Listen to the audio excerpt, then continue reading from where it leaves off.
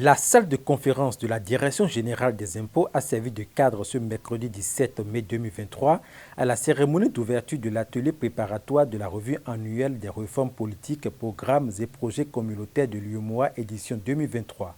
C'était en présence du directeur général adjoint de l'économie, du directeur de l'intégration économique régionale, mais également des représentants des ministères sectoriels et points focaux de la revue annuelle et bien d'autres participants.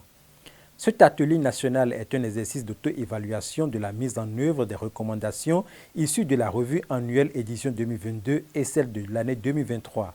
Prévu du 17 au 19 mai, le présent atelier intervient dans le cadre des préparatifs de l'atelier régional qui se tiendra en juin prochain. Le représentant résident de la commission de l'UEMOA au Bénin a notifié que la 8e édition de la phase technique de la revue annuelle organisée en 2022 a révélé un état général de mise en œuvre des réformes au Bénin assez satisfaisant. Mesdames et messieurs, comme vous le savez déjà, la commission de l'UEMOA organisée en novembre 2022 avec vous la 8e édition de la phase technique de la revue annuelle. Cette revue a révélé que l'état général de mise en œuvre des réformes au Bénin, dont le taux s'est situé à 69,83%, est bon, mais reste perfectible au regard des objectifs visés. L'État béninois s'est engagé à travers le mémorandum consensuel à surmonter les obstacles et diverses difficultés en vue d'améliorer sa performance.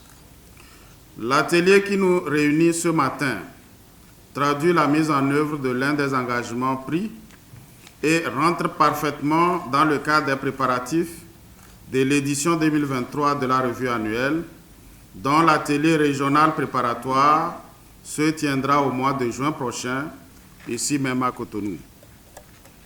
Les autorités de la commission de l'UEMOA, par ma voix, saluent, encouragent et soutiennent le Bénin pour persévérer dans cette initiative en vue d'identifier et anticiper les facteurs pouvant constituer un goulot d'étranglement ou pouvant atténuer l'efficacité de la mise en œuvre des réformes communautaires dans le cadre de la réalisation des performances plus probantes au cours de l'édition 2023.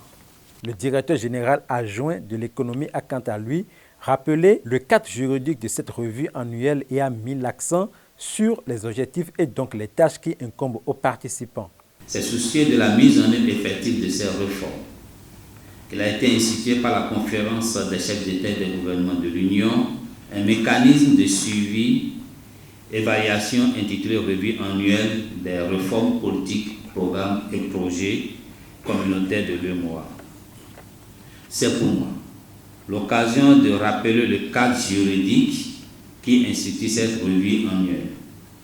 Il s'agit de l'acte additionnel numéro 05-2013 CCEG-UEMOA du 24 octobre 2013 et la directive numéro 13-2013 CMEMOA du 19 décembre 2013 du Conseil des ministres de l'UEMOA. Ce cadre fait l'obligation d'instaurer un dialogue politique de portée supérieure dans les États membres en vue d'approfondir les questions liées à l'intégration régionale. Le Bénin, notre pays, ne pouvons rester en marge de cette dynamique à accorder, et le représentant résident le rappelait tout à l'heure, une importance capitale au vivre ensemble en inscrivant en lettres d'or dans le programme d'action du gouvernement 2021-2026 la promotion et l'accélération de l'intégration régionale afin de tirer le meilleur avantage de son appartenance aux instances régionales. Donc, une fois encore, Monsieur le Président résident, je voudrais vous rassurer des engagements des autorités au plus haut niveau de faire de l'intégration régionale une préoccupation importante pour notre pays. Le directeur de l'intégration économique régionale, M. Aman Souton, est revenu sur les activités qui seront de mise lors de cet atelier, mais a également évoqué l'impact des réformes à divers niveaux. Au cours de cet atelier, nous allons évaluer disposition par disposition de toutes les directives, de tous les règlements et de toutes les décisions pour voir là où nous n'avons pas performé. Et commencer par prendre des dispositions pour améliorer notre score avant la revue annuelle. Ce qui est sûr, nous sommes habitués par cet exercice et à la fin, on est toujours parmi les meilleurs élèves.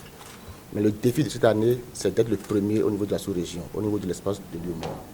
Et je pense qu'avec les efforts du gouvernement, avec les efforts du ministre de l'économie et des Finances, je pense que nous allons gagner ce pari. Comme vous le savez, depuis plus de 5 ans, nous avons fait voter beaucoup de lois au niveau de l'Assemblée, dans les domaines des finances publiques, dans les domaines du marché commun, dans les domaines du transport, dans les domaines du capital humain. Beaucoup d'efforts ont été fournis. Donc, on n'est pas inquiet par rapport aux résultats attendus. Ce que je vais demander, c'est la suivi des points focaux, c'est la disponibilité des uns et des autres pour que le travail soit fait dans un temps record et qu'à la fin, nous ayons un bon rapport à présenter aux autorités béninoises. Nous avons aussi notre travail à faire, c'est d'évaluer les recommandations issues des précédentes revues annuelles de l'UEMOA. Je pense que ce travail aussi sera fait avec les points focaux et je suis déjà convaincu que ce n'est pas grand-chose puisqu'il y a des dispositions qui ont déjà prises en compte au niveau déjà en janvier par certains ministères. Parti pour durer 3 jours, les attentes de cet atelier préparatoire de la revue annuelle des réformes politiques, programmes et projets communautaires de l'UEMOA, édition 2023, sont nombreuses.